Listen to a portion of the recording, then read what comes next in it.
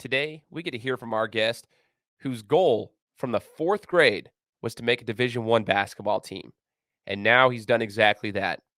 He had an amazing basketball career. He's a 40, 50, 90 guy, which you'll hear all about today on the Gametime Guru. So, what time is it? Game time! This is the Gametime Guru Podcast, where I interview sports figures from all over the world to help deliver a panoramic view on sports. So whether you're a former athlete, one of the crazies, or simply a casual sports fan, this is the perfect show for you as we peel back the curtains and learn from our guests every single week. I'm your host, Shane Larson, and I'm helping you see sports through a different lens.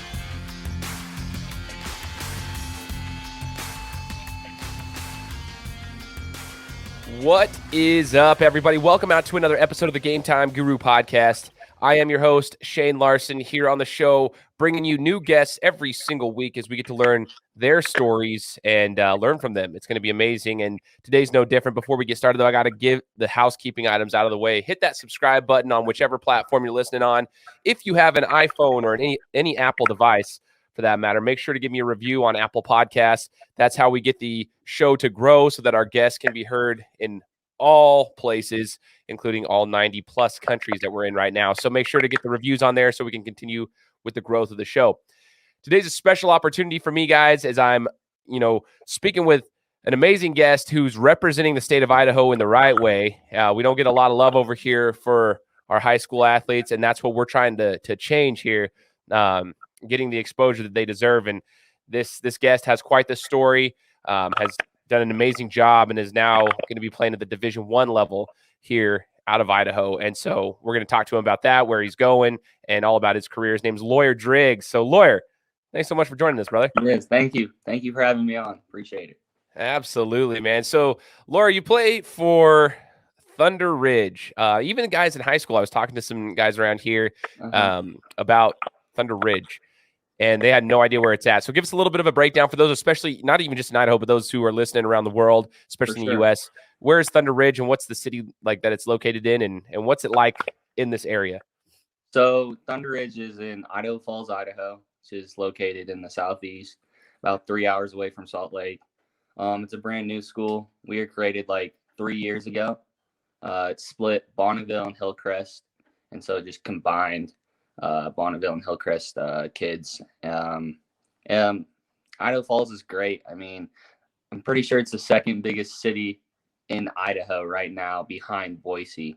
So it's pretty good over here. We have 5 high schools in the area, so it's great competition. A lot of people. It's fun. And talk to me about this for Thunder Ridge. It's relatively new, just a few years old. But what division are you in? Yeah. In Idaho, we go 1A through 5A, 5A being the largest. What division are you guys in? Yeah, we're 5A. So we're out of the 5 schools in Idaho Falls, there's 2 5A schools, Idaho Falls High School and Thunder Ridge High School. So we're the highest one. We are the biggest school in population-wise in Idaho Falls as well. It's crazy. So it's a new school, but it's a big school. Yeah, it's nice too. It's one of the nicest schools, if not the nicest school in the state. I mean, the weight room's insane. Our basketball court, I don't know if you've seen it, but it's black. Oh yeah. Yeah, it's legit. The school's 3 stories. We have elevators around it. It's insane. Yeah, man, it's like something out of a movie. And I want to talk about that for your guys' basketball court, because people didn't realize that when I was telling them. I'm like, dude, no, their court's like a weird color. So talk to me about that. Like, it's not a traditional. It's like dark, and it's kind of cool. So talk to us about that. Like, were you excited as a player being able to when you saw that color scheme coming out? Absolutely. I remember going into my sophomore year, me and my buddies, we all knew we were going to Thunder Ridge. And then the rumor was like, oh, we might have a black court. And so we didn't know. And then pictures got leaked at the school, and it was like grayish black. And we were all so pumped up for it. We're like, this is going to be so tight. But people are like, I think this is going to mess us up during the games with the 3-point line and stuff. And not at all. Once you get on, it's just regular. But yeah, it's sweet. I mean, the first year was awesome for the program and for the court. It was interesting for sure. Yeah, see, that's one of the things as an athlete myself, I always liked certain venues, depending on how their court was structured, if they had anything cool. But I looked at Thunder Ridge and I thought about that too. I was like, I wonder if it's sort of like Oregon's basketball court's kind of Yeah. like, it's kind of cool. And I asked Justinian and Jessup about this once on the show, and he was like, it does kind of throw you off a little bit because the trees are like, but once you get out there, you're just playing. It's normal. So I guess that's the same what you just said. It's like once you get out there, it's actually just part of the game. But it's sick. I thought it was cool. So a lot of people around here in Idaho didn't even realize the school, one, existed, and two, they didn't know what I was talking about when I was trying to tell them about the color scheme. I'm like, dude, no, it's Yeah. sick. You guys got good colors. So it's not only that, but I think your jerseys are pretty sick too. Like you guys have a good color scheme, like look good, feel good, play good. So, I mean, obviously that played into it, right? You guys got a little bit of a swag to you. Yeah, absolutely. We have the nice Nike dry fit jerseys. Our football team is pretty decked out as well. Like the color scheme is great. I mean, now I was excited about that. I went to Hillcrest my freshman year and we were red, black, and white, just pretty basic colors. And then you go over to Thunder and you have the black core and the blue. It's just like it's a different vibe. It's awesome. Yeah, so we got some swag over here in Idaho. So for Yeah, anybody listening, yeah, we got some swag. So Lloyer, you mentioned that though. You played for a different school your freshman year, and obviously this was a new school coming in. What was was it just simply based on where you lived, or did you make a decision to, consciously go over to Thunder Ridge? So going my freshman year to Hillcrest High School, once you've attended the school, you actually had a choice if you could go to Thunder Ridge or stay at Hillcrest. The kids below are like in middle school. If they lived in the boundaries, they had to go to, the certain school they wanted. Yeah, I mean, it was a huge decision. I was debating if I should stay or not, just because, I've already played basketball there. I played JV basketball my freshman year. And then I actually went and met the coaches at Thunder Ridge, and they had a little coaches meeting, and the vibe was great. Like Coach Tolson, he's a great guy, and he helped me, and he was like a player's coach, and he's like, yeah, I'll get you guys in the gym. Like I'll always keep it open. And that was huge for me. Like player development was huge because like at some other high schools, like at Hillcrest, I was tending like the coach wasn't really opening up the gym, wasn't really training players in that way. And so I felt like I would become a better player. And Coach Tolton's way of like, it's more modern, dribble drive and stuff. So I was like, I think I will flourish in that system, and ended up making a great decision. So here I am now. Heck yeah, man. Okay. Yeah. So that's actually really cool to hear, just kind of the backstory of that as well. Just knowing how you got over there. Let's rewind the clock real quick, Lloyer, like rewinding it back. Obviously we're talking to you for a reason on the show because you've got some big things coming, which we will get to here in just a little bit. But let's talk about your history in sports, right? I want to talk to you about you as an athlete growing up. Like, how long have you been playing basketball for? And did you play multiple sports growing up as well? Yeah, I did. So I started playing basketball when I was 9. So I moved here. I lived in Uruguay. So I lived. Oh, okay. Crazy. I was born in Vegas. I moved to St. George, and I lived there for 5 years until I was 7. And then we moved to Uruguay just because my dad bought land out there. And so I was out in South America, always playing soccer. And we were kind of like a soccer family in that way, going to soccer games because basketball wasn't big in Uruguay. So we go out there, and everywhere you go in Uruguay, there's soccer fields. Like that's the sport. I mean, in Europe, that's their sport. South America, soccer, that's the thing. Then we ended up moving to Idaho because my mom, she had family and stuff out here and wanted to be close to family. And that's when my dad put me in like a rec league thing and got us started young. So when I was 9, and then I grew up playing baseball, little league, and baseball was my favorite sport for a while. I wanted to pursue that. And then 4th grade came around, and when you're a kid, like seasons come and you're like, oh, this is my favorite sport. And then football season comes and you're like, this is my favorite sport. And then basketball season, like that's how I was. And so I played grade kid football as well. I played grade kid football till 6th grade, and I got a concussion. So I ended up had to stop playing. But then I was telling AJ that in 4th grade, I told my parents I wanted to play Division I basketball, and that was like my thing. I wanted to do it. I just fell in love with basketball. And so I really like put my mind to it and started getting on travel teams. And, that was my decision. D1 basketball. That's what I want to do in life. And that's always been my dream. So. that's kind of where it started. Wow. So we got to unpack a little bit there too. Listeners know this, but I'm not sure if you do. Like, I lived in Brazil for 2 years. I served a church mission down there. Okay, So yeah. I was like really close. I was in the southern part of Brazil, which was Santa Catarina, which is near like Porto Alegre as well. So we actually had a lot of Uruguay influence from down there because they were only one state below us basically. Uh-huh. And so anyway, so I got a lot of that, and obviously I got the Brazilian culture, South American culture of soccer, and got to see just how crazy that is down. It's a whole new world. It really is. Like people in the States, like, they kind of hate on soccer a little, but it's soccer, but like it gives you a different type of like love for the game, for soccer. Like I still watch soccer and I still enjoy like watching highlights and stuff, because like when you're around it, you're like, okay, this is cool. Oh yeah. Yeah. It's a whole nother world down there. It's a religion. It really is. People are like, oh, cool. So it's like American football here. And I'm like, no. It's to another degree over there. Like, I mean, I'm waking up at like 3 a.m. in my apartment because Internacional and Grêmio just had a freaking massive rivalry game and they won. And they're just like, the streets are flooded with everybody. I'm like, yeah, I mean, this is a whole different ball game, man. Riots and everything. It's crazy. So that's cool. Go ahead. No, I remember my dad took me to a soccer game.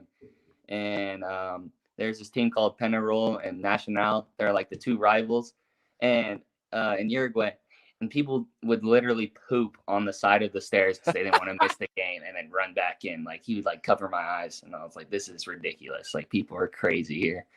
See that, dude? Those are life experiences that you need, though. So you have a different perspective on it, right? Yes, but it was amazing. Like, scoring a goal in soccer is just insane. As a fan, you're just going crazy, and I couldn't even imagine the player. It's just awesome. Yeah, there's a lot of anticipation. I'm glad that you have a little bit of that perspective on it, I guess. It's really cool. Guys, allow me to take a second and tell you about Sports-Epreneur. Now, as an entrepreneur myself and a massive sports fan, this is the perfect platform for someone like myself and a lot of you guys out there. It's a content platform where sports and entrepreneurship collide. Collaboration and content marketing for the entrepreneur with a sports passion, just like me and you. I connected with their founder a couple years back, and I'll tell you guys, we have a massive connection through sports and entrepreneurship, and he's just an amazing guy, and their team is absolutely incredible. The team at Sports-E creates content for you and with you. Their content, which lives at sportse.io, includes stories like the missteps of the NCAA, an in-depth article on esports, and how to bring people together, which is also one of my favorite things because I always tell you guys sports bring people together. Now, Sports-E also features amazing guests on their podcast, including Thad Matta, AJ Vaynerchuk, and Colin Jones. So be sure to subscribe to their podcast on Apple or wherever you listen to your podcasts. And here's the thing. The team at Sports-E thinks that every entrepreneur that is willing should have their own content platform, and they want to help make that happen. So if you're an entrepreneur that's looking to start a podcast or build a website, write blog posts, or design social media posts, then you have to reach out to the team at Sports-E. They make content creation accessible. Sports-Epreneur, the content platform where sports and entrepreneurship collide.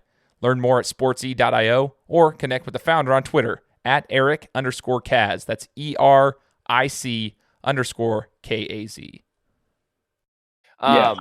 So you went there, you had that influence in your life, came to Idaho. 4th grade, you made the decision like, hey, I'm going to play Division I basketball. I'm going to get there. Like, that's my goal in life. So you've been putting in work ever since. And we touched base, on your high school, kind of just getting into Thunder Ridge. But you just said some travel teams. So you were playing with the club circuits. Talk to us about your experience playing on travel teams, because I'm currently coaching. I help Coach AJ. Like, Coach AJ coaches at the same club that I coach for at Idaho Premier. And when I was in high school, I graduated in 06. We only had 2 clubs in Idaho. One was Idaho Select and one was Boise Flight, and that was it. Like, we didn't have anything. Now it seems like there's a lot of opportunities. Yeah. And we were behind the times in Idaho with that, big time. Like, every other state had these AAU circuits and club circuits just going everywhere, and they were developing their players. And I always thought, like, hey, if we can get that, that's huge for players because they get reps and exposure. I want your thoughts on it, though, on how that's helped you develop as an athlete.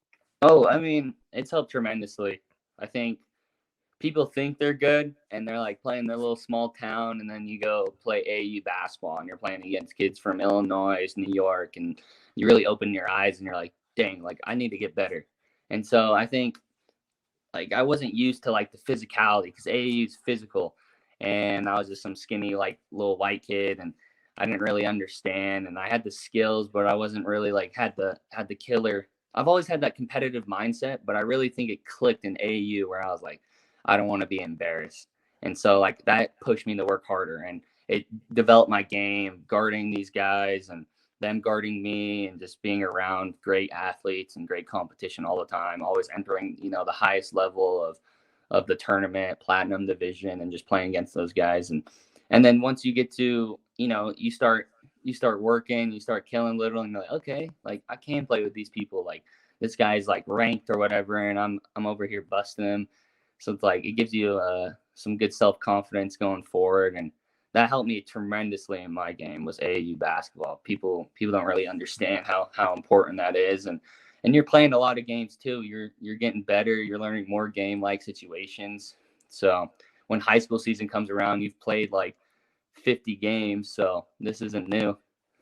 Right. See, that's one of the things I love is you get the reps, and yeah, it's a little different. It's a little different pace because you're not running a ton of sets that you would be running in a high school game or even at the collegiate level, sure. But you are getting the athleticism that you have to go against, and you still have to defend somebody, and you have to learn how to lock onto somebody that he might outweigh you by 30 plus pounds, and he might be 3 or 4 inches taller than you and just as athletic and can move, but you got to figure out ways to have leverage on the guy and how to stick the guy and use your stuff to your advantage and try to hold your own. And it's a lot of good things. And I love that you said this, where it's, if you have the right mentality, I feel that the athletes that have the right mentality, they have the right mentality in the sense of like, they can be honest with themselves. Like, okay, I'm not there yet, but I can get there, but I'm not there yet. And rather than letting it tear them down, I think club ball has it's like a double-edged sword. It can tear some kids down because they realize like, oh man, we're like way behind and I've only got a couple of years till I graduate. Yeah. Some kids have that mentality and they just kind of completely crumble. And others have your mentality where it's like,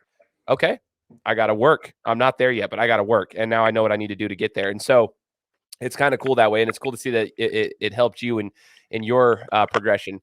So as you get, let's flash forward a little bit more now. We get over to Thunder Ridge. I want to talk about your first 2 years at Thunder Ridge because it was a new school. This year, your name started popping out a lot more, and it was because, you're putting up ungodly numbers, which was insane. It was really cool to watch. But I want to talk about the first 2 years and your experience there because your guys' record wasn't like amazing. But talk to us about what that was like being there, new program. Now you're starting to kind of get your feel and try to make your mark. So talk to us about that. Yeah. So first year, my sophomore year, I remember our first game was versus Blackfoot High School. And, coming over to a new school, you're not going to have a lot of seniors. We had 3 starting sophomores on our roster when I was a sophomore. And then we had a junior and 1 senior. And the senior came over from Bonneville, and they weren't like your typical senior who's, started for a year or maybe 2 years. They played JV as a junior, and they wanted more playing time, so they came over to the new school because seniors want to stay with their tradition. They've gone to the same school for 3 years. They're just going to stay it out, right? So we had like 3 seniors on their team. One of them didn't make the team, so like it was a bit raw. And so people didn't really expect us to, win any games or a couple of games. And so we played Blackfoot High School, and I remember fouling first like 3 minutes of the game. I got 2 fouls, and I was like, dang, like I was a sophomore, first varsity game, and I sat like the whole first half, and we're down by like 20. Then I come out second half, and I just hit the zone, and I had 23 points in the second half. We still ended up losing, but I think that like really clicked for me. And then I was like, dang, like varsity basketball really isn't that like hard as people say it is. Like I'm competing with these guys like it's nothing. And like obviously coming up to that, I worked very hard and stayed in the gym going into my sophomore year. But yeah, it was tough. We ended up winning 9 games. We went 9-14. We went 2-0 in the district tournament, and it was rough. I mean, sometimes we would get annoyed because, not as much students would come to our game because there wasn't much tradition at Thunder Ridge. It's brand new school. People would still show up in their Hillcrest. Like people would show up to school wearing their old Hillcrest or Bonneville gear. And like coaches would have to constantly say like, you can't be wearing that. Like this is a new school. Like we need to start our own tradition. And you have to wear Thunder Ridge gear. And people just like didn't really care because it was weird. And I mean, it sucked. It sucked for sure. But as you like adapted more to it, it started to wear on you. Junior year, we went 10-14 as well. I missed 10 games, 9 or 10 games my junior year. I actually broke my ankle. So yeah, that was one of like my biggest source for motivation was going into my senior year. It was like my junior year. I had goals of winning player of the year, and we were supposed to be really good. My junior year, we had, everybody returning except the seniors. But then I broke my ankle, and, with high school basketball, if you have a starter out, it's not that good. And then our other starter, he broke his foot. So two of us were out like half of the season. So our record really didn't show like how good we actually could be. So it was kind of like just a rough year. A teammate on my teammate, his dad died too. So like, it was just a rough season. Just nothing like really, gradually came. And that was a rough one. And yeah, like I said, I broke my ankle, and everybody kind of forgot about Thunder Ridge and me, and we were supposed to have a big year that year. And so going into my senior year, that was a huge source of my motivation, just to be like, I want people like to know who I am again. Because my sophomore year, I put up decent numbers for a sophomore, and had some hype going into it, and it just kind of fell off because I broke my ankle, and so people kind of forgot. That's interesting because, okay, so as you're talking, I actually was pulling up an old article from idahosports.com. I think Brandon, I can't remember his last name. He was the one who wrote it. And it was reminding me because you had mentioned breaking your ankle, and adversity had hit, right? You had faced some adversity in your life, and some big time adversity. You even mentioned a teammate who went through something similar. Talk to us about that, because a lot of athletes don't realize that when you're in high school, you have enough pressure as it is, right? And for you, Lloyer, you said, yeah, people had forgotten you, and they know you as the athlete, maybe from the outside. But I want to get to know you a little bit deeper as a human being. Talk to us about some of the adversity that you faced throughout your high school career. You had an injury, and then if you don't mind, kind of share, even if you don't have to give details, but just kind of what happened to you and your family, and how you overcame that. So, yeah, when I was 15, I was a freshman in high school, right before our season started. My dad actually passed away. So he had a heart attack, and that was really rough. I was angry all the time and negative, but it just sucked because my parents were divorced at the time, but me and my dad were super close, and he instilled the love of the game for me. That was a huge thing for me, and yeah, it's kind of a sensitive subject, but yeah, I gotcha. But yeah, he would always rebound, and he helped me a lot. And it still haunts me to this day that, he never got to watch any of my high school basketball games. And he's always been a source of motivation for me because he knew I loved the game. And so I play a lot for him. And I actually wear number 1. My dad died on November 1st. So I wear that number for him just to remember him. And before every game, I'll rub it and touch up to the sky. So. That's something that a lot of people may not know, and I'm grateful that you were willing to share that, because you're talking about your high school career and you're going through so much stuff. Like, that's not just something you get over. You never get over that. No. But you learn to, find ways to adapt and try to continue moving forward. And then, not to mention, then you go through a physical injury, which is like 2 years later or whatever, you break your ankle. Okay, listen, guys, like, this is crazy. So, Lloyer, you break your ankle. You've gone through a traumatic experience, losing your dad and someone who was super, super close to you. Now you're trying to rebuild over here, and you're building this program over at Thunder Ridge. You break your ankle. Okay, breaking your ankle as an athlete, and someone like yourself who's an athletic guy, somebody who, relies heavily on their athleticism and trying to get shifty and get open shots, that can be a problem. Yeah. It limits you. And so I want to hear about how, mentally that can completely destroy an athlete. No. I've said this before. My shoulder, when I had shoulder surgery, it ruined me for 6 months. I'm going through PT, but I lost all my strength. I couldn't do anything. I had no full range of motion. So I got way heavy, all sorts of stuff. So talk to us about that too. Having had already been through some adversity, and you've gotten, through that. And now you're kind of trying to make your way. And now you got this. Talk to us about that. So as I've said before, junior year, we had a lot of hype going in around the area. And, my goal was to win player of the year, all area player of the year. And I wanted to win back to back. That was my big goal. I was like, oh, nobody's ever done that. I want to be a 2-time all area player of the year. And I started off the season hot. I was averaging like 22.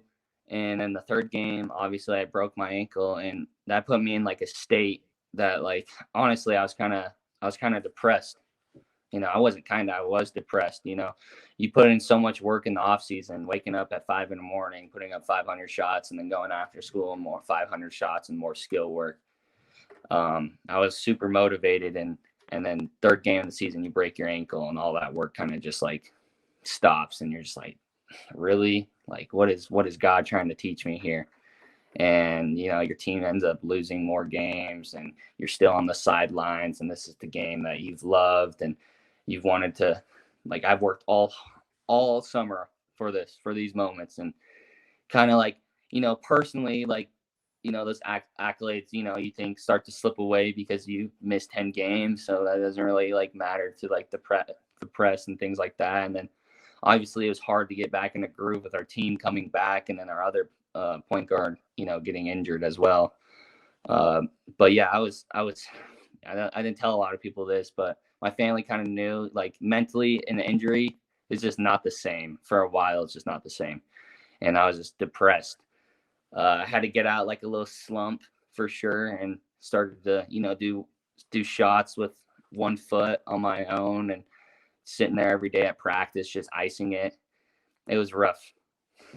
Man, I totally understand that. And I know there's a lot of people out there that understand it as well. When you go through an injury, it's not easy, especially one like that. And it's not just the physical thing.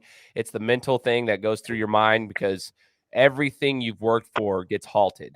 And you don't understand. You just mentioned 500 shots. How long, dude, this is the type of work you're putting in, Lloyer. 500 shots in the morning. How long does it take you to shoot 500 shots, just so people can have an understanding of that? Well, I would shoot it on the machine, and it even takes like 2 hours doing that. Dude. Making 500, and that's on the shooting machine. I couldn't imagine just a rebounder. But yeah, oh man, it's tiring. It's a lot of work. And then after school, I was doing the same thing on the shooting machine. We had the gun at the school, and I was just repping it on that. And I was trying to make like 800, 900 shots a day. Dude, so you're putting in 3, 4, 5 hours of work, and then you're doing that consistently and got yourself in a good spot. Yeah. Only to fall to an ankle injury. So when you finally got healthy, what did you make any promises to yourself or to anyone? Like, what did you decide to do? Like, as soon as you were healthy, what was the feeling like, Lloyer, when you were like, okay, I'm coming back at it, and I'm going to go and I'm going to do all I can? Like, what was your feeling and what was your mentality coming back into it? Yeah, I mean, my ankle, like, so throughout my junior year, I was only like 80%, just because in ankle injuries, those haunt you forever. Even today, it still bugs me sometimes. Like, yep. Finally, like a year and a half later, I'm starting to, like, my ankle's starting to feel normal again. But yeah, coming back through the season, like, our record, we had a losing record at the time, and like my goal, I was just like, screw it, like, I don't care what anybody else says, like, we're gonna go to state. Like, that's the goal here. We're gonna go to state with like a losing record, and my mentality was to go out there and kill and make people remember again, like who was running it before and stuff like that. So that was kind of my mentality going in, just having that killer mindset. Yeah, I can tell you got it. You got that killer mindset. I love that, man. So we go into your senior year, bro. Like, it's unbelievable what you have been able to put up. Like, so just for reference here, we're gonna put this here in the description. We were talking about it briefly before, but I also heard you talking to AJ about it on the Instagram Live with EBC Basketball. Yeah. Shout out to EBC Basketball. AJ's done a phenomenal job covering Idaho high school sports. Listen to this, though. 40, 50, 90. We're going to let you break that down. What does 40, 50, 90 mean so that people can hear? You're a 40, 50, 90 guy. That is ridiculous. But what is the 40, 50, 90? So 40% from three-point line, 50% from the field, and 90% from the free throw line. So my bad. 40% from the three-point line, 90% from the free throw line, and 50% from the field. And all I got to say is yes. Efficiency. Efficiency is key there. So you got a big-time efficient player in Lloyer Driggs. So I'm going to ask you real quick, and I muted your mic on my side real quick because it was giving me some feedback, just as an FYI. I'll unmute you. So tell us real quick about that, because I always tell people LeBron James is an efficient player. LeBron James is this efficient guy. Everyone's like, you love him or hate him, but the guy's efficient. He's shooting in the 40% from the field consistently. But talk to us about that, because it's one thing to shoot 500 shots on a machine, but to be able to shoot 40% from the three-point line, 50% from the field, and 90%.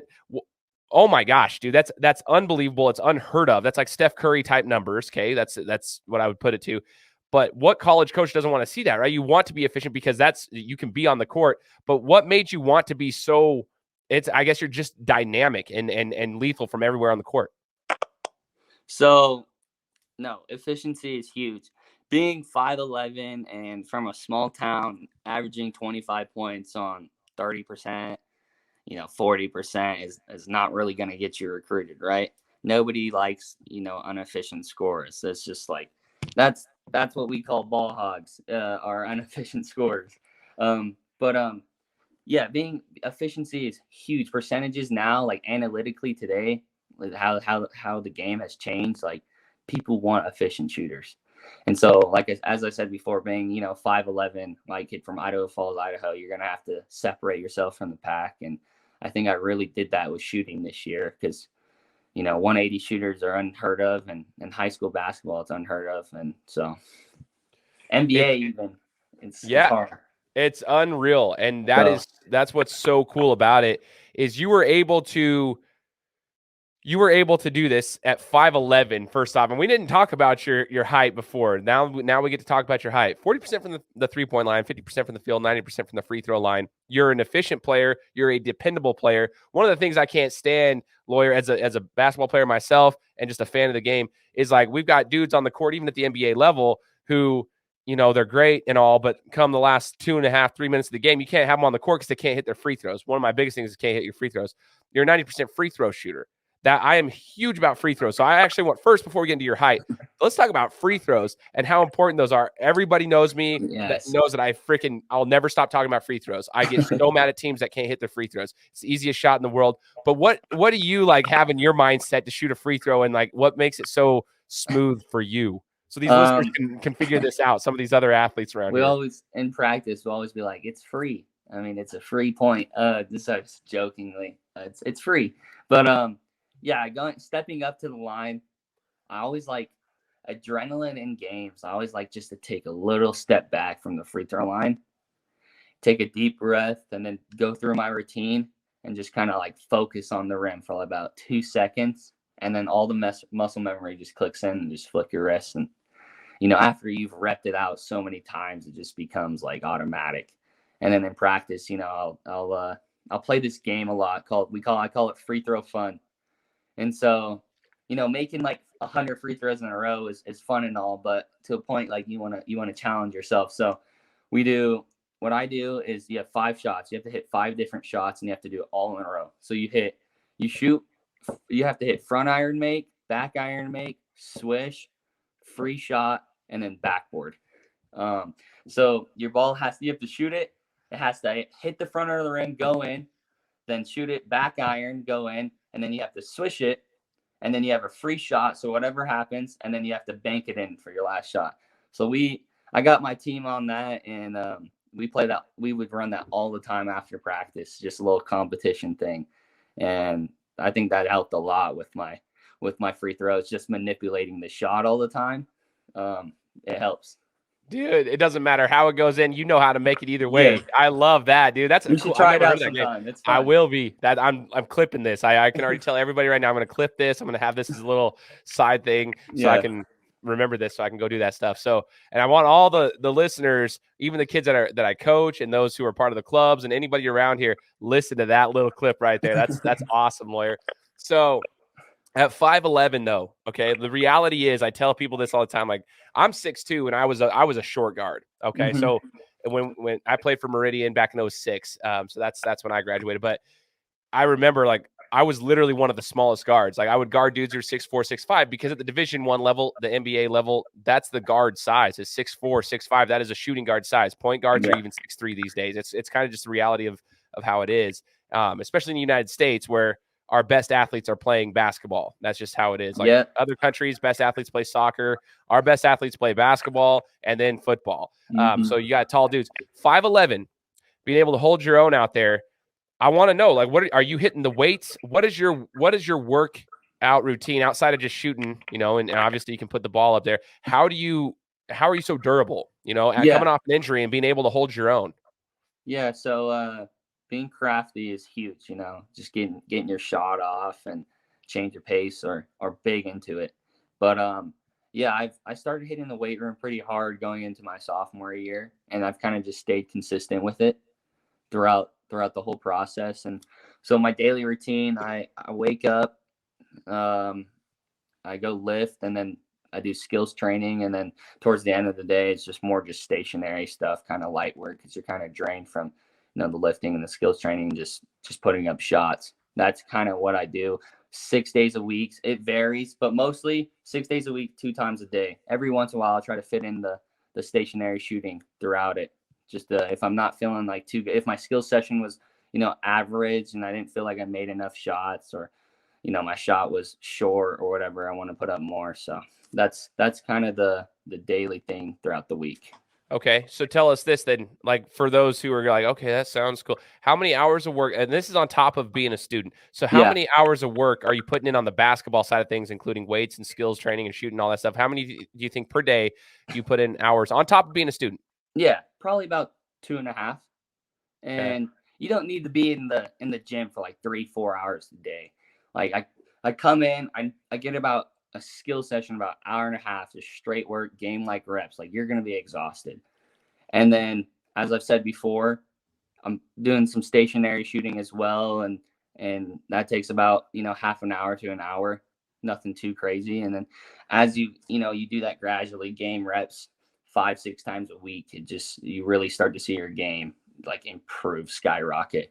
And that's one thing I did going into my senior season, was just like, I came into the gym with a purpose, and all the time came into the gym with a purpose, and I knew exactly what I was going to work on that day and what I was going to do. And I went hard every single drill, like drained 30 minutes in. And then I'm like, shoot, I got an hour left. Take a little break and then back at it. So I love that, coming to the gym with a purpose. It goes back to that phrase, if you fail to plan, you plan to fail. Like you have to have a plan when you come in to do anything, right? Yes. And so you did that. You came in there with a purpose. You knew what you were going to do for your workouts. And this is on top of being a student. This is what it takes to get to that next level. You've had a good season. We're going to talk about the way that your season ended and some other things too. And then we'll talk about what's coming for you as we wrap that up. But this is what it takes, listeners out there. And this doesn't just have to be Idaho people. This is what it takes to get to the next level. You've got to be willing to put in the work.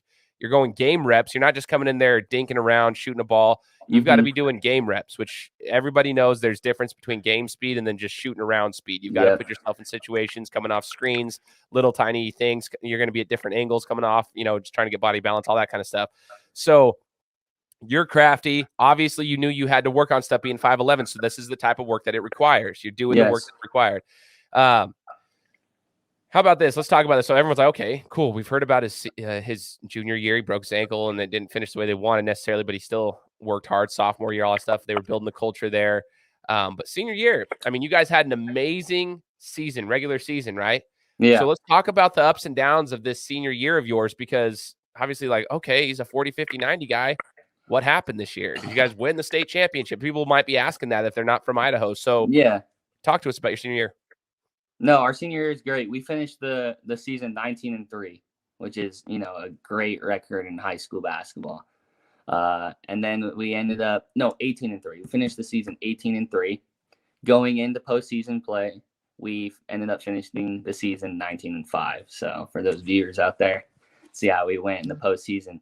But we had a great season. We had some signature wins. We beat Madison, which was the first one in school history for us.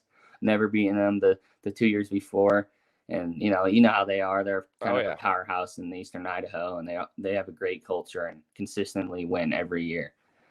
We beat Rigby as well, who was always beating us the years before, and we beat them twice this year as well. And we also beat Lake City, who ended up playing in the state championship this year, and that was a huge win for us too. So we had a lot of signature wins. Big time wins. Not probably the finish you guys wanted to have. No. And that's just the reality of it. So the way Idaho works for the listeners out there, we don't really, and that's the other thing is like other states, you got regionals, all sorts of things. You got like 20 different games just to get into the state championship or state tournament after your regular season's over. In Idaho, it's literally districts.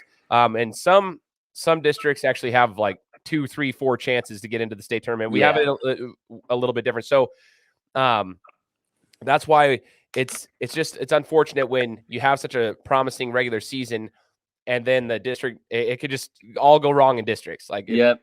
That's your chance to get into state. Talk to us about those last 2 games, like the 2 losses that you guys suffered. What was going through your mind, and how did you face that as a leader on that team? How did you handle the loss? So we played in the district. We won our first round, and we were first seed, so we got a second round bye. So we got a district championship, home court advantage as well. We're playing Madison again, and last time we played them, we beat them. And they come in, and they went 10 for 15 from 3. Like, they were shooting the lights out. We ended up losing by like 12, and it sucked because we really wanted that district championship for the school. And, to be the first ones to ever have the basketball district championship would be awesome on our record. And so, and obviously you punch your ticket to state with that. We ended up losing in the locker room. Everybody's kind of upset. And then I was like, hey, like, we have another shot at it. We play Rigby on Thursday, and we've beaten them twice this season. Let's keep our head down. Let's have a good couple days at practice, and let's go out and beat these guys and punch our ticket to state. Thursday comes around. We're leading. We're playing great, moving the ball well, shooting well. We go into halftime up by 16. Up by 16 going into halftime. Second half comes out. We come out flat. Rigby, makes a run. We have nothing really much to really bounce back at it, and it's a tight game all the way through. And I ended up having a chance to hit the game winner. We were down by 2. Yeah, we were down by 2, and the kid missed the free throw to make it 3, and I get the ball with like 4 seconds left and come down the court and shoot a contested 3 and hit back iron. And we ended up losing and got upsetted by Rigby, and they punched their ticket to state. And right then and there, my senior season and my high school career was over. Guys, I know there's a lot of you out there who listen to my podcast and you've told me, I want to start my own podcast, or I need to build a website, or write some blogs, or design a social media post. You know what? Go over to Sportsypreneur. The team at Sportsy can make that happen for you. Remember, Sportsypreneur is the content platform where sports and entrepreneurship collide. So make sure to go to sportsy.io. They'll take care of you, or connect with their founder at Eric_Kaz on Twitter. That's ERIC_KAZ. It's as an athlete, that's devastating, right? We hear that. A lot of us have been there on both ends, the good side and the bad. And as a leader, obviously you're saying that you're describing that, it actually like makes me feel bad. Like, 'cause I'm like, because you're like, you had the chance, and I'm sure like as a competitor, all the work you put in, you had the chance, and that's kind of like the moments you live for. Yeah. And it hits back iron. Obviously you remember it in detail as you're talking about it about 2 months later, 3 months later, whatever it is. And so you remember that, but I'm curious, in basketball, they talk about weathering the storm. Like, there's always the storm, like the 10-0 run, and and I heard people talk about this all the time. But the best basketball players are the ones who navigate the storm. That doesn't necessarily mean you win the game, but it's navigating the storm. You have these. Sometimes they go on a run. You were up 16, and ended up, the team loses it in the second half, and you lose the game. There was probably a storm that came at you. The storm is when that run's going. How do you navigate the storm? And obviously the storm continued as you guys ended up losing. I'm curious, though, how did you navigate the storm, Lloyer, afterwards? How long, did you get back in the gym? How did you pick your teammates up knowing the season was over, senior year's done for basketball? Like, some of them may never play again, that's the reality of it. But I want to know how you navigated the storm following that. So, after a game, how the locker room is, everybody's crying, and it's just like, it's not fun. Right. Especially being in a situation where like you should have went, like everybody expected you to go, and you choked. I mean, there's no other way to put it. I didn't really get back into the gym until like 2 weeks after, just because, I wanted to take a little break. The season's kind of hard on you mentally and physically. And so took a little mental break and physical break. And then I actually had the All-State All-Star game coming up. So kind of got prepared for that the week going into it, and just trained and got some shots up. And that was fun. That was a good atmosphere. And we ended up winning the game, upset the Boise Metro team, put on for the other kids out of the state. So, but yeah, navigating it, just like helping the people like that weren't going to play basketball again. You know, that was their last basketball game ever. And being me, I kind of had a sense of security because I knew I was going to play again. And so just helping those guys and talking them through it, because I couldn't imagine not being able to play again after high school. That'd be crazy. And just talking them through it, and hey, like if you ever want to come play pickup, like let me know, blah blah blah. Like I got you, and just little things like that, and just helping them out. And even for the people, some of the seniors that didn't play, just like, hey man, like you were a huge part for the season. Practice, those couple minutes you did come in, like you played great. Like help give them that sense of reassurance was huge for them. I like that. I love hearing that. That's kind of the leadership skills that you need to, everybody needs to be taking note. You need to have those, especially to play the next level. Leadership is super, super important. It doesn't always mean winning games. It's the other little things that happen. It takes me back to my junior year in high school. We were terrible my junior year. We were all waiting for our senior year. We knew our senior year was going to be good, but our junior year we were awful. Won like 5 games. I think we only won 4. But we found ourselves in the position in the district tournament to get into the state tournament. Yes, sir. We were like, oh, we're gonna make it, right? And it was back and forth. We're playing Centennial.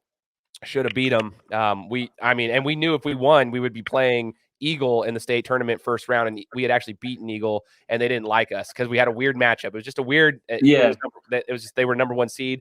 We had a weird matchup against them, and they didn't like us. And so we were all like, oh, nothing to lose. But anyways, we ended up losing, and it's funny you say that. We had a shot. My buddy pulled up from the free throw line. We were down by 2, but he pulled up from the free throw line, misses it, back iron. We get the rebound. It doesn't go in. Then we get another rebound. We had a 3-on-2 advantage. At the last second, we missed 2 layups to in the game, so we lost. And I remember the locker room afterwards. That was the end of our season, and I was a junior, so we knew our senior year we were going to be okay. Yeah. But there were a lot of seniors on that team, and there was a lot of tears that were shed. But I do remember one guy in particular, Stephen Danforth, in the locker room as we're all bawling, and I was like not even a big part of that team, but we were all bawling because that was the end of the. I mean, it was crazy. And he stood up and he made sure to be a leader, and I've always remembered that. I mean, 15 years later, I still remember that to this day, like how he got up and the stuff that he said in the locker room to pick everybody up. And then he told the juniors themselves, like, hey, you guys better keep it up next year. And, he set the tone for us next year. He never played another game of basketball. That was his last game ever. So it's just kind of cool seeing the leadership. That's why I wanted to ask that question. Now's the important stuff. We're going to the Division I level. 4th grade goal. You've always had, Lloyer. You wanted to play Division I.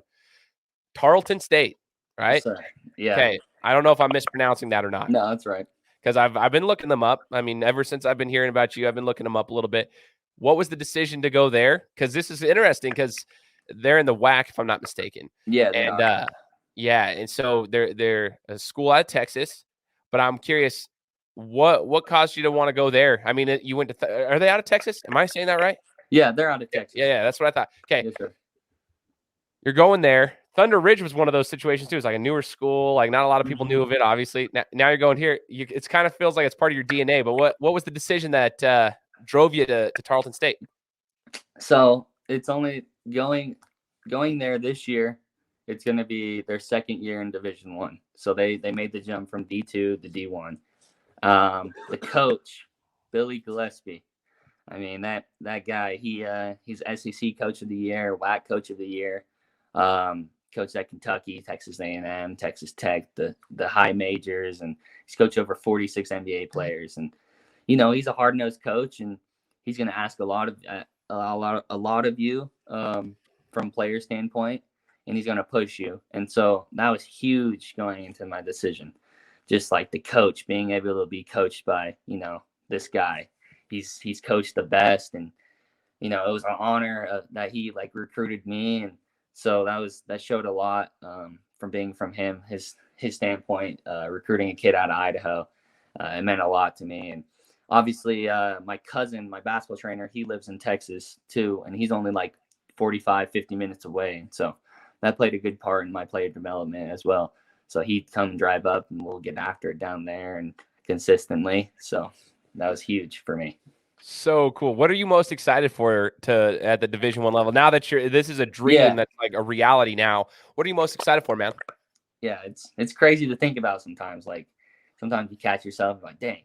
But the playing arena is really just playing like these huge arenas and play against these our non-conference schedule. We play like Baylor, Gonzaga, Texas, and all these big name schools. And like, Baylor just came off a national championship. Yeah. So just being able to compete at a high level and, play against great players and a great atmosphere and just put on for Idaho and for Tarleton would be awesome. So sick. So tell the people in Tarleton that may not know too much about you yet. What's the biggest thing outside of your skill set? We know, 40, 50, 90, we already know that you're a hell of a good basketball player. Pardon my language for anybody who's offended by that, but you're unbelievably talented from a basketball standpoint. But what are you bringing to Tarleton outside of just the skill set they can be looking forward to? No, I'm bringing an intensity and a winning culture, coming in, making everybody work in practice and just having great leadership qualities and, setting an example for, being a kid from Idaho and just want to work hard and lead by example in that way. And just, I'm going to be a point guard and that's kind of the captain of the team and just set the record straight and, learn from the people above me as well and just take a lot of info in and just grind every day in practice, winning the ladder drills, winning the small things, just, representing. Oh man, it's so cool. And there's no doubt about it. I mean, you've just talked about your work ethic. Like we've heard about it. Like you're not foreign to work. You know how to work. And that's the biggest thing I keep telling people, like there's no secret recipe. Like you got to work, but that you've built that foundation and it's probably only going to get harder and harder as you continue to go, but you've already set the foundation for yourself, understanding that, and you're going to come in there with that mentality. You're a winner, a winning mindset. You've built that. That's not normal, right? Like, cause like people think like, oh, like everybody wins. No. There's a lot of guys who play sports their whole life. They don't know what it's like to win. So they don't expect to win. So can you tell me about that? Having been at that program at Thunder Ridge, where you guys, hadn't had a winning season and then you go into this season. So you understand the winning mindset versus the non-winning mindset. Yeah. How did you guys make that shift? And how do you want to make sure that everybody else that you play with from now on understands the difference? Just, it's not going to be easy. And coming into practice, you have to go 110% all the time and stay locked in. You don't want to get satisfied is like the biggest thing. I feel like sometimes at Thunder Ridge, we got satisfied. And I feel like that still haunts me to this day. Like we could have done a bit more in practice. We could have went a little bit harder in games. And so learning from that and just going to Tarleton, I don't want to make that same mistake. And so that's my goal going into it. And if that means I have to push the starters or the bench players will push me, whatever it is, I want to win wherever I go. And so that's the plan. Always stay hungry. If you ever study Kobe Bryant from a deep standpoint, like the book Relentless by Tim Grover, for those who have read it. But that's the same concept. I just talked to Kobe Carl, who played with Kobe Bryant, and he was talking about the whole concept. Like, he's just, there's a whole, like, always stay hungry. Like you're always never be satisfied. Exactly what you just said. And as long as you can stay that way and you can continue to put in the work, people will follow that. They'll see that like, okay. Because having a winning culture it's not easy, but it is most certainly worth it. It's always better in sports when you win. Yeah. So I've always said, like, going into my recruiting, like talking to players down there, and they're like, no, like Coach Gillespie, he's hard. Like it's all mental with him. And like being a player, like, if you're losing and you're getting, practice sucks and you're getting pushed and like not necessarily like being lazy, but your coach is on you and you're losing and stuff, like that sucks, right? But you're winning and you're waking up at 6 a.m. and you're running and then you have weights and then another practice and it makes it all worth it. You never hear anybody say like, oh, winning a WAC championship is like, nah, I wish we still didn't wake up at 6 a.m. But like working that hard and going 3 times a day, like it makes it all worth it. Winning cures everything, cures all those late nights, those early mornings. People don't understand that. So it's like a drug. Winning is. So I dig that. Winning cures everything. That is so true. Because it sucks when you do all that for no reason. You might as well win, right? Yeah. Oh, it's so You're awesome. Gonna do something like I always tell people, what's the point of playing if you're not playing to win? Like that's what makes it fun. I just went golfing yesterday, and buddy's like, "Yeah, I'm playing for fun." I'm like, "Bro, I'm not playing for fun. I'm playing for bragging rights right now, bro." Dude, you got the competitive spirit. Yeah. I love that, man. I love that. So as we wrap it up, Lloyer, tell me this, okay? Outside of basketball, what's your favorite hobbies? We're gonna get a couple of quick fire questions at you. What's your favorite things to do outside of basketball? I like to I like to juggle. Juggling's kind of fun. Okay. It's weird, but yeah, I like me and my buddies. I've been trying to teach my friends how to juggle. I do that, and then I like to read as well. What's your favorite book? That's a tough one. I like Mama Mentality. The Giver is a good book, though. I think The Giver really sparked my love for reading. The Giver. Yeah. Are we talking like, dude, The Giver? I read that when I was in the 6th grade, and it was Yeah. literally one of the best books I've ever read. And I don't Yeah, even like to read that much, but it was a good book. Yeah, I think that's really like that sparked my love for reading. And then obviously the Harry Potter series is fantastic. Dude, that's dope. And I learned how to juggle while I lived in Brazil. That's why I'm laughing that you just said Yes, that. I was sir. like, Not many people know how to juggle, and it's fun. You know how it is. It's kind of addicting. yeah, it is addicting, and it's cool because like nobody can do it. And then once you get the hang of it, you're like, yeah, I got the secret sauce. Yeah, you're just like juggling. People are like, what? Let me try, and they can't do it, and you're just laughing. It's funny. So That's so dope. Okay, so you that's cool. You're a reader. You like to juggle. That's kind of stuff you do. And then, who was the biggest mentor in your life, and what was the biggest lesson they taught you? my dad, for sure. Biggest lesson. He taught me whatever you're gonna do, make sure you do it 110%. If that's cleaning the floor, make sure you get everything on the floor right. Just whatever you do, you're gonna do it right. So I think I've kind of carried on that lesson throughout me my whole life, and it's kind of got me where I am today. I dig it. Now it's your turn to be the mentor. I want to ask you this question to wrap it up, Lloyer. If you could give any advice to the athletes coming up that are younger than you, maybe they're in the 4th grade and they have a dream of playing Division I basketball, what would your advice be, having been through what you've been through? Just continue the grind. Just persevere. Perseverance is huge. It's not all, people think it's all an up road and it's easy and that people can glide through it. But, I've had a lot of setbacks, and you'll have a lot of setbacks. And, you might see on YouTube that people aren't like really going through much as you are, and they didn't make the team. But, they've had their own little trials in their life, and you just got to continue to persevere and grind. And there's no secret sauce, and just work hard and have faith in your game and trust the work that you put in. And it'll all pay off. I dig it, man. Thank you so much. Lloyer Driggs, ladies and gentlemen, he is going to Tarleton State, Division I, out of Idaho. And he's going to be representing for the good old state of Idaho, making us all look good, right? So, Lloyer, we just want to say thank you so much for joining the Gametime Guru podcast and sharing your story with the rest of us, man. Yes, sir. Thank you. I appreciate you having me on. Absolutely. Guys, thanks so much for listening to another episode of my show. Now, if you could go and do me a favor, head over to iTunes, give me 5 stars, and leave me a review, it would be greatly appreciated. Thanks, guys. Appreciate your support.